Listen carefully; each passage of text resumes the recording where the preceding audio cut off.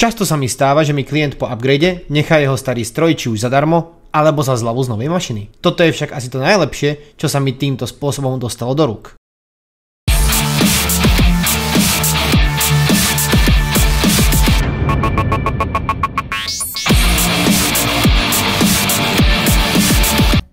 Stroj som dostal po upgradeovaní setupu pre Smoothiatu. Streamerku, ktorá sa venuje hlavne tvorbe obsahu o autách, ale aj nejaký ten gaming. Jej Instagram a YouTube nájdete v popise. Moje očakávania boli niečo okolo 775 Intel Socket éry, alebo maximálne Sandy Bridge. Avšak bol som veľmi milo prekvapený tým, čo som v útrobách skrinky objavil. Na doske Asus B150 Pro Gaming Aura nájdeme procesor i5 6600 so 4 jadrami bez hyperthreadingu z radu Skylake nataktovanými na 3,3 GHz v základe s boostom 3,9 GHz a spotrebou 65 W.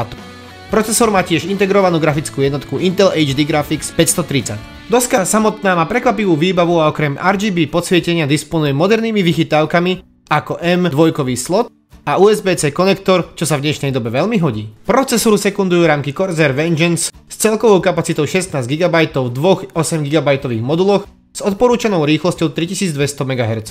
Grafická karta ma síce neprekvapila, ale veľmi potešila. Jedná sa o Nvidia GeForce 1066 GB od Asusu. Táto karta je dodnes jednou z najpoužívanejších kariet a nie je sa čomu diviť. S jadrom nataktovaným na 1569 MHz, 1280 shading jednotkami a 6 GB GDDR5 pamäťou je stále schopná podať solidný výkon v e-sport tituloch, ale aj v nižších nastaveniach moderných AAA hier napriek svojmu veku. Celú zostavu nám poháňa 600W zdroj Cooler Master. Bežný zdroj, ktorý neočarí ani nesklame. Som však rád, že zostavu nepoháňa nejaká prskavka z AliExpressu.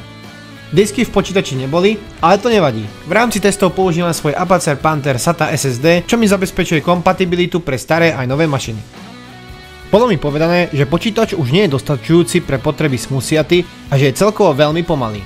To, že počítač viac nevyhovuje na potreby streamu vo vysokej kvalite, je vzhľadom na parametre pochopiteľné. Ale aby bol počítač pomalý aj na bežné používanie, mi prišlo zvláštne.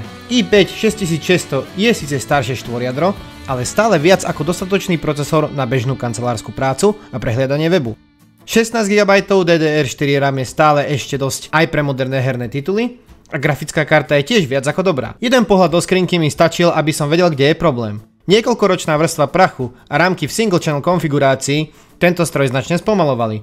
Preto som počítač len rýchlo zapol, aby som skontroloval základné funkcie v BIOSe pred rozsiahlou údržbou, čo ma čakala. Počítač mi odpovedal veľmi nepríjemným zvukom z ventilátora prednej časti, ktorý už dosluhoval.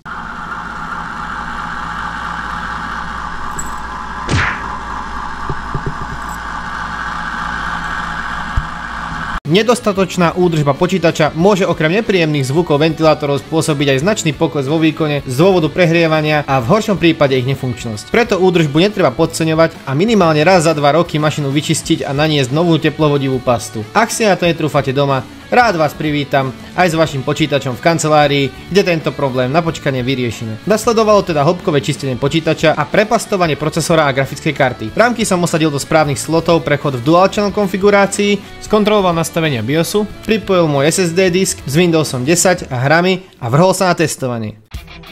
Counter-Strike 2 pri Full HD rozlíšení, low nastaveniach, s tieňmi na high a 2x MSAA dosahoval priemerne 105 fps, kde miestami klesol blízko 70. Pri znížení tieňov sa dá vydolovať z hry viac snímkov, ale z môjho pohľadu to nepovažujem za potrebné.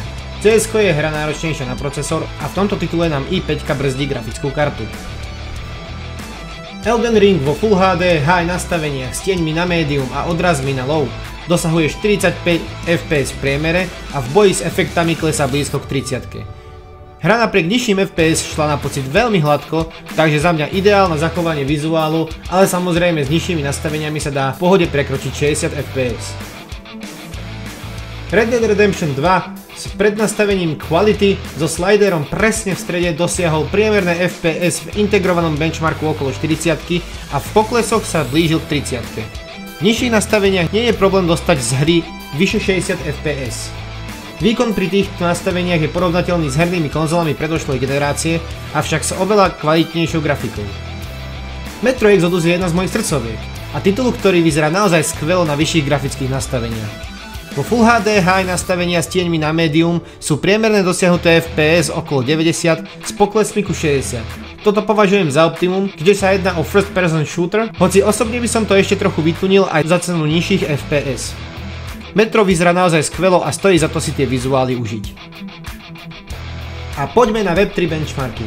Ako prvé tu máme Illuvium na Full HD medium s tieňmi na low, kde mašina dosahuje v priemere 52 FPS s poklesmi ku 30. Po nalogovaní do hry a do map hráč zažije citeľné trhanie, kým sa načítajú všetky textúry, ale po načítaní je gameplay hrateľný. Na to, ako zle sú Web3 hry optimalizované, beží Illuvium veľmi pekne. Ďalší mám Shatterline. Titul, ktorý je pre mňa novinka a má slušný potenciál byť e-športom vo Web3 sfére. Pri Full HD Medium boli priemerné FPS okolo 60 s poklesmi na 50. Tieto poklesy sa dajú ale minimalizovať zamknutím FPS na 60, kde sa hra drží veľmi stabilne. Machines Arena. S touto hrou nie je žiadny problém Full HD, všetko na Epic 70 FPS, kde klesne maximálne na 65 FPS počas intenzívneho teamfightu. Off the Grid je hrozne zle optimalizovaný a tu je to fakt vidieť. Na Full HD všetko low z FSR na Performance hra dosahuje v priemere 40 FPS s poklesmi až pod 20. Pri týchto nastaveniach môžeme vidieť aj mnoho vizuálnych glitchov a celá hra vyzerá fakt zle. Využitie karty klesá v niektorých prípadoch aj pod 50% a procesor je celú dobu beznádejne vyťažený na 100%. Off the Grid je teda hra, ktorej by som sa s touto zostavou rozhodne vyhol. A nakoniec záťažový test Furmark. Grafická karta nepresiahla 63 stupňov a počítač bol po celú dobu testovania stabilný bez akéhokoľvek crashu. Počítač teda rozhodne nie je na zahodenie, no stále mu chýbajú disky a bedňa si už tiež čo to odžila. Zostavu som teda presunul do novej skrinky a pridal SSD a 2 harddisky. A tu je výsledok.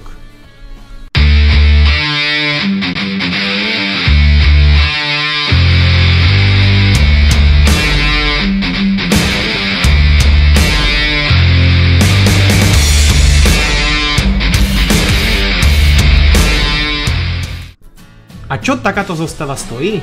To záleží, či si ju ideš stavať sám, alebo chceš kúpiť hotovku. Karta sa pohybuje okolo 50 až 80 eur v závislosti od edície a zvyšok PC by mal byť šikovný bargain hunter získať okolo 100-150 eur. V závislosti od prevedenia dosky, zdroja, kapacity úložiska, konfigurácie RAM a bedne. Zaberie to však veľa času a samozrejme PC treba zúdržbovať a nastaviť. Celé počítače sa predávajú okolo 250 až 300 eur. Ak máš záujem o podobnú mašinu, niečo silnejšie, alebo chceš build presne na mieru, veľmi rád pomôžem. Stačí sa ozvať. Kontakt nájdeš v popise.